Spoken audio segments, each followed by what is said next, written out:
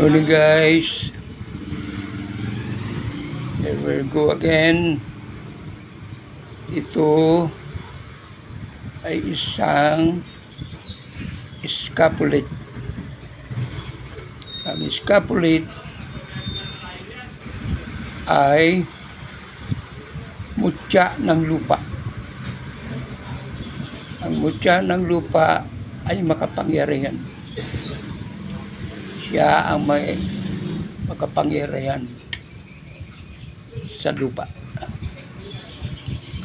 May benepisyo ang mutya ng lupa sa tao. Yan ay makapangyarihang bato. Makapangyarihang bato siya. May benepisyo sa tao.